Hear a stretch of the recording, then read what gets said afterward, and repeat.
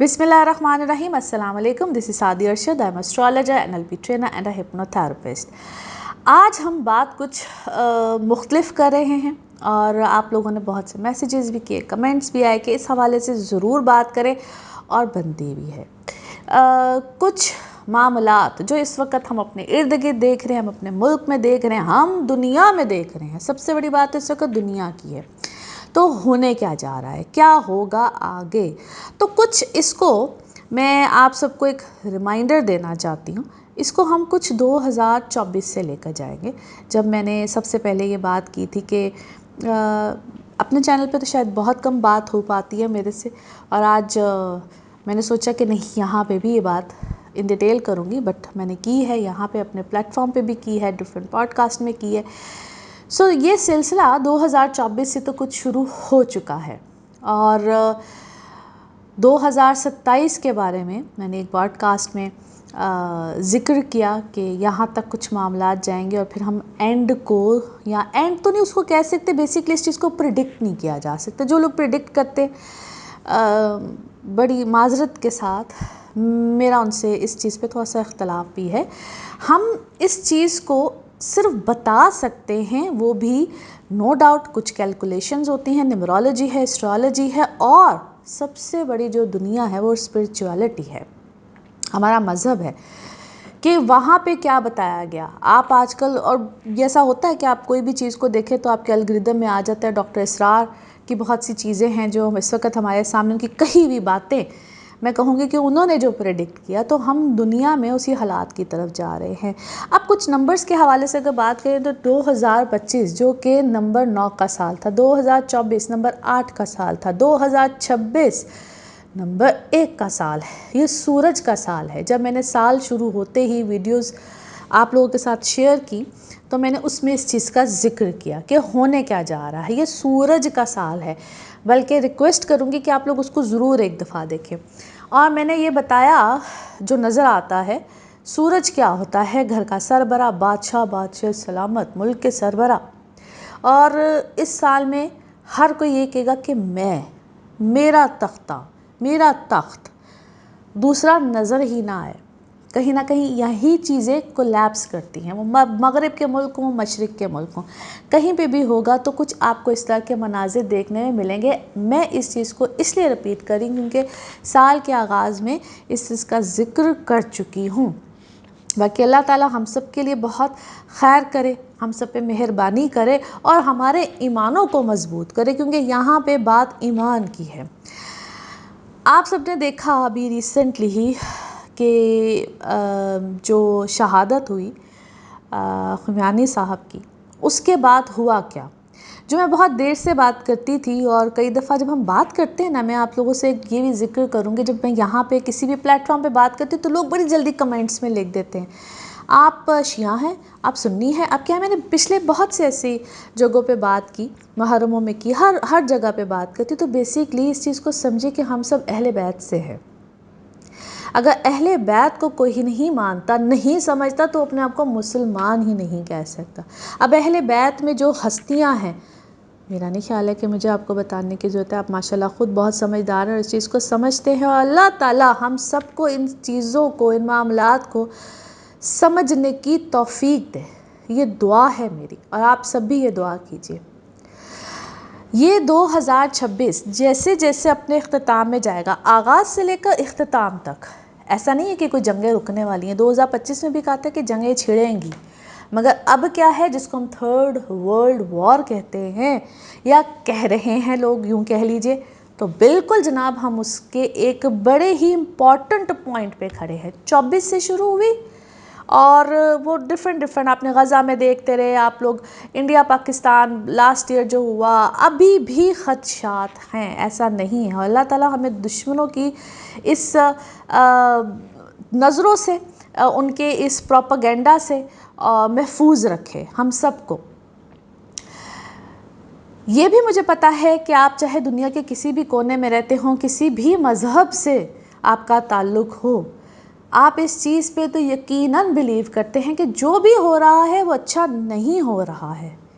आपका चाहे कोई भी मज़हब हो, आई ट्रूली बिलीव दैट। और मुझे बड़ी एक खुशी कहूँ या सुकून भी मिलता है जब मैं बहुत से दूसरे मज़ाहिब के लोगों को भी, जो इस वक्त यूएस कर रहा है या कोई और मुल्क कर रहा है, आपको पता है कि अब ये यहूदियों का प्रोपेगेंडा जो जिसके तहत ये सब कुछ हुआ, आहिस्ता आहिस्ता हम सब के जहनों को मफलूज किया गया है। अब जहाँ तक अरब ममालिक की बात आती है तो अरबों के लिए तो ये है ही एक बहुत ही ख़तरनाक टाइम। अल्लाह ताला उनको भी हदायत दे। दुआ हदायत की ज़रूर करनी चाहिए, वो चाहे हमारे घर में कोई बेहदायता हो या दुनिया में हम आप किसी को देख रहे हो कि इसको हदायत अल्लाह ताला दे दे, तो दुआ ज़रूर कीजिए, क्या पता रब सुन ले। और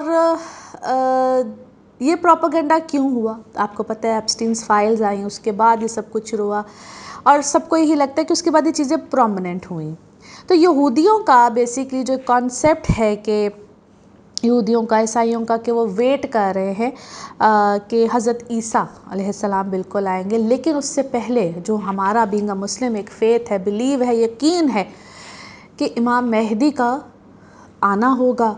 मुझे ऐसा लगता है कि वो ऑलरेडी हैं, वो उनकी पैदाइश और ये सब चीज़ें जिसके बारे में कोई कुछ कहता है कोई कुछ कहता है, लेकिन मेरा ये बिलीव है, मैं अपने बिलीव की बात कर रही हूँ कि ऑलरेडी वो इस दुनिया में उनका ज़हूर हो चुका है, पसे पर्दा हैं, वो पर्दे पे आएंगे।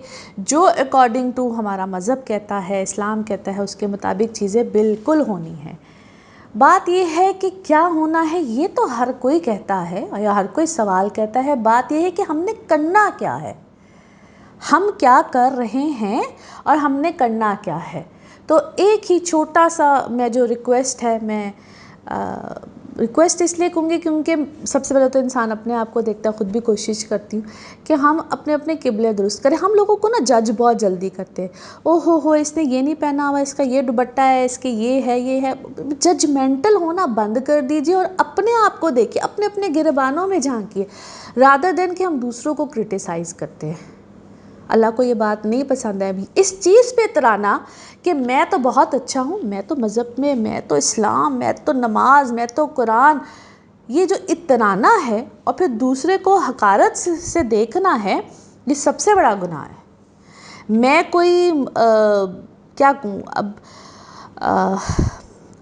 कोई फ़िलासफ़र नहीं हूँ या कोई मज़हबी स्कॉलर नहीं हूँ, लेकिन कुछ चीज़ें जो कि हमारे बेसिकली सिखानी चाहिए थी। मैं अक्सर बोलती होती हूँ कि हमारी जो हिस्ट्री है वो बड़ी डार्क है, हमें अपने टेक्स्ट बुक्स में वो चीज़ें पढ़ाई नहीं गई हैं जो कि पढ़ानी चाहिए थी। लेकिन खुशी इस बात की है कि जो ये जनरेशन, यानी कि मैं समझती हूँ जो हमारी जनरेशन है, उसको काफ़ी हद तक अवेयरनेस आई है, अल्हम्दुलिल्लाह आई है। हमारे पहले बुज़ुर्गों को इस बात का इतना नहीं पता था या वो कभी समझने की कोशिश ही नहीं की थी। सो जहाँ पे भी आपको समझ आए, जिस तरह भी समझ आए, इसको अपनाइए, क्योंकि मौला अली का ही कौल है कि ये ना देखो कि कौन कह रहा है, ये देखो कि कोई क्या कह रहा है। सो बराह करम एक मेहरबानी, एक रिक्वेस्ट कि इन चीज़ों को अपनी अपनी ज़िंदगी में हम सबको ही अप्लाई करना चाहिए। और इंशाल्लाह मैं कोशिश करूँगी कि वक्तन फ़वक्तन, गाहे बेगाहे आपको इन चीज़ों के बारे में मज़ीद अपडेट देती रहूँ कि हर मंथ के हवाले से, क्योंकि मार्च का महीना भाई बहुत इंपॉर्टेंट, बेसिकली तो फरवरी से स्टार्ट था मगर मार्च इज़ वेरी इंपॉर्टेंट। 2 चांद ग्रहण, वो भी रमज़ानुल मुबारक में निशानियाँ हैं, और इन्हीं के दरमियान, अब सूरज ग्रहण और चांद ग्रहण के दरमियान आपको अगर याद होगा तो मैं बार बार कहती थी कि भाई बड़ा केयरफुल रहने का टाइम है। अपनी अपनी ज़िंदगियों में ही देख लीजिए, बहुत केयरफुल रहने का, और ये वक्त थमा नहीं है, टला नहीं है। हाँ, अब एक इम्पॉर्टेंट बात पाकिस्तान के हवाले से कि पाकिस्तान के साथ क्या मामला होंगे, क्योंकि कई लोगों ने कहा जी अब तो अगली बारी पाकिस्तान की है।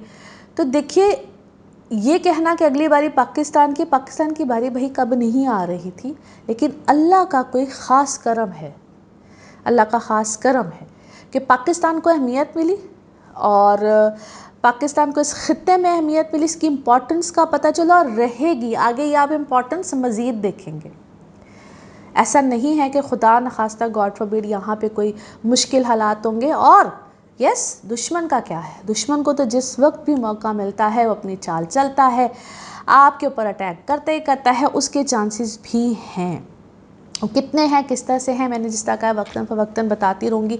ऐसा नहीं है कि पाकिस्तान के लिए कोई प्रॉब्लम आएगी। इंशाल्लाह हमारा परचम हमेशा लहराता रहेगा ऐसे ही बुलंदियों में। और जो हमारे, अब मैं एक और रिक्वेस्ट करूँगी, आप लोग जब भी पाक फ़ौज की बात करो ना, आप लोग बड़े अजीब कमेंट्स देते हैं कि जिस तरह पता नहीं मुझे किसी ने कहा ये सबक पढ़ाया है। ऐसा नहीं है। आप ये देखिए कि हमारे दरमियान कितनी गलत फहमियाँ पैदा की जाती हैं।